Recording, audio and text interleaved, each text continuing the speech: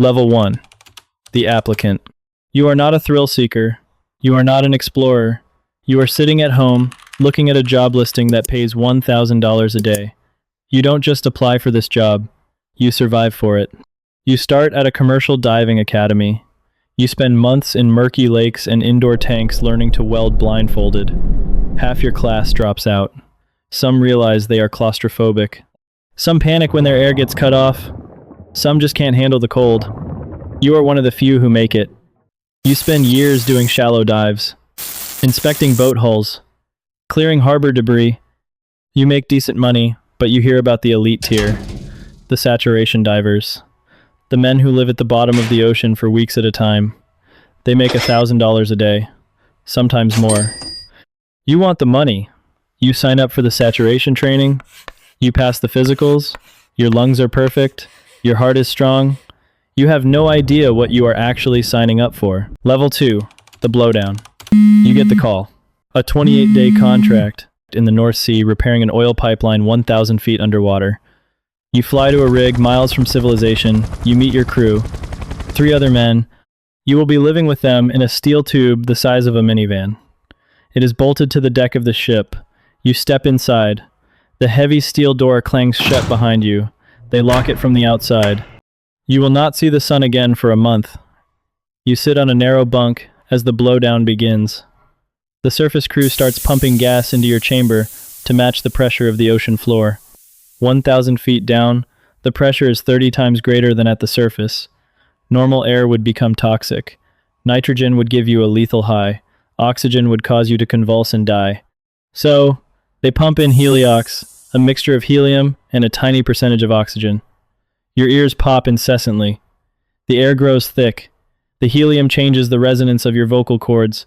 When you speak, you sound like a cartoon character. It's funny for exactly 5 minutes. Then the reality sets in. Your blood and tissues are now completely saturated with pressurized gas. If a seal breaks, or if someone opens that door, the pressure drop will cause the gas inside your body to expand violently. Your blood will literally boil. You are trapped. Level 3. The Commute. It's time to clock in. You and a dive partner crawl through a narrow, pressurized tunnel connecting your living chamber to the diving bell. The bell is a metal sphere, barely big enough for 2 men to stand in. You seal the hatch. A crane lifts the bell off the deck and drops you into the ocean. You look through the tiny porthole. The water goes from blue to dark blue to pitch black. The water temperature outside is near freezing. The bell creaks as it descends. It takes an hour to reach the bottom. You are completely at the mercy of the crane operator on the surface. If the cable snaps, the bell drops to the mud. You have emergency scrubbers to keep you breathing for 24 hours. After that, you suffocate in the dark. The bell hits the seafloor with a thud. You open the bottom hatch. Water doesn't rush in because the pressure inside matches the pressure outside. Below you is nothing but black water and mud. You slip into the void. Level 4, the Umbilical. You are standing on the bottom of the ocean. The only light is the beam on your helmet. It cuts through the murky water for maybe 10 feet. Everything beyond that is a wall of darkness. You are tethered to the bell by a thick yellow hose called the umbilical. This is your lifeline. It supplies your breathing gas, your communications wire, and most importantly, hot water. The ocean here is so cold it will kill you in minutes. The ship pumps 100 degree water down the umbilical and through a network of tubes in your wetsuit. You are essentially working inside a hot water bottle. You begin your walk toward the oil pipe. The mud is thick. You are carrying 80 pounds of gear. Every step is exhausting. You must constantly manage your umbilical. If it snags on a jagged piece of metal, you are stuck. If it gets crushed by a shifting pipe, your air stops and the hot water stops. You have an emergency bailout bottle on your back.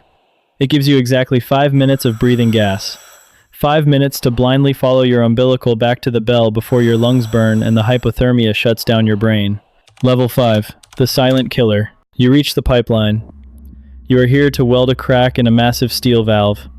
But you have to move slowly. You have to check your surroundings. You are looking for something you cannot see. Delta P. Differential pressure. If there is a hollow, unpressurized space behind that valve, and a hole even the size of a coin, the millions of pounds of water pressure around you will violently rush into that void to equalize it. It is an invisible vacuum. It makes no sound. There are no warning signs. If your hand, your leg, or your umbilical gets too close to that hole, you will be sucked against the metal with thousands of pounds of force. Divers have been trapped against pipes, their bodies slowly crushed, while their crewmates watch helplessly. You cannot pull a man off a Delta P hazard. A crane cannot pull him off. You run your heavy rubber gloves over the steel, moving millimeters at a time, praying you don't feel the suction. Level 6, the work. You confirm the area is safe. Now you have to do the job. You are a highly skilled welder, but doing it underwater is a different universe. You use a specialized welding rod that burns at 10,000 degrees. It creates a bubble of gas underwater. You are working in zero visibility. The mud kicks up.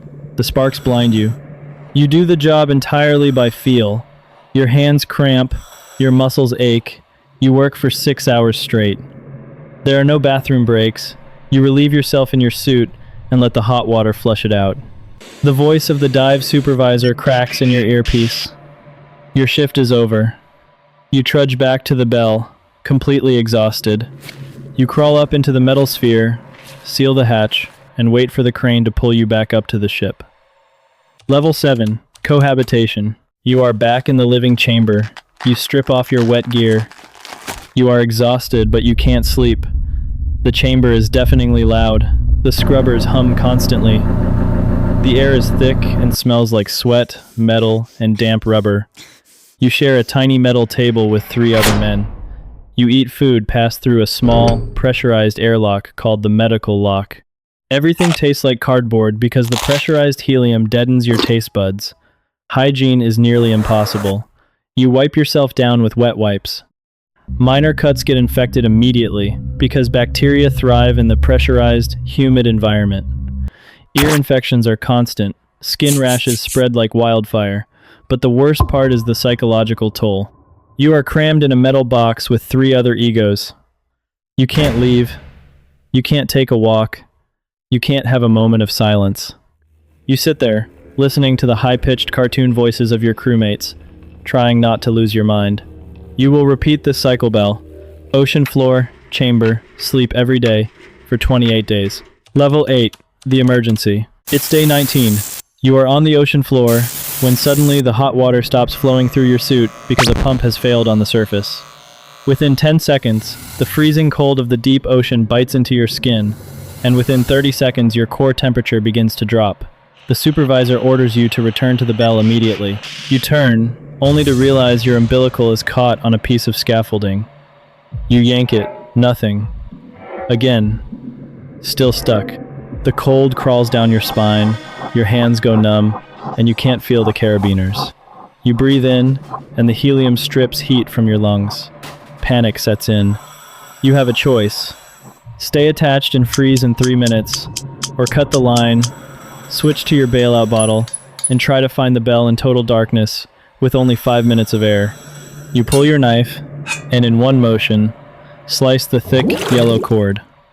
The umbilical drifts away into the black, and you are now completely alone at the bottom of the world. You follow the severed line through the mud 4 minutes, 3 until you finally see it, the bell.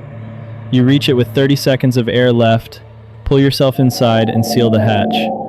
You sit there, shaking uncontrollably. You survived, but you have to go back out tomorrow. Level 9, Decompression, Day 28. The job is done, the pipeline is fixed, but you cannot go home. Your body is still saturated with gas. If they open the door, you die. You must undergo decompression. The surface crew slowly, agonizingly bleeds the pressure out of your chamber. The rule is 1 day of decompression for every 100 feet of depth. You are at 1,000 feet. You will spend the next 10 days sitting in this metal tube, doing absolutely nothing. You read, you stare at the wall, you monitor your body. You are terrified of the Benz bubbles of nitrogen or helium forming in your joints, your spine, or your brain. If the surface crew does the math wrong, or bleeds the pressure too fast, you will feel a deep, throbbing ache in your bones, then paralysis, then death. You trust your life to the guys turning the valves topside. On day 10, the pressure gauge hits 0, the heavy steel door swings open, fresh air floods the chamber, You step out onto the deck. The sun blinds you, your legs are weak. You are handed a paycheck for $30,000. It feels like a fortune. Level 10, the ghost. You do this for 15 years. You chase the money, but the money goes fast. Alimony, mortgages, coping mechanisms. Your body breaks down. Decades of breathing pressurized gas and undergoing decompression takes a toll that the human body wasn't designed to handle. You develop dysbaric osteonecrosis. Tiny bubbles of gas have literally killed the marrow in your bones. Your shoulders ache, your hips grind. An MRI shows unexplained white lesions on your brain.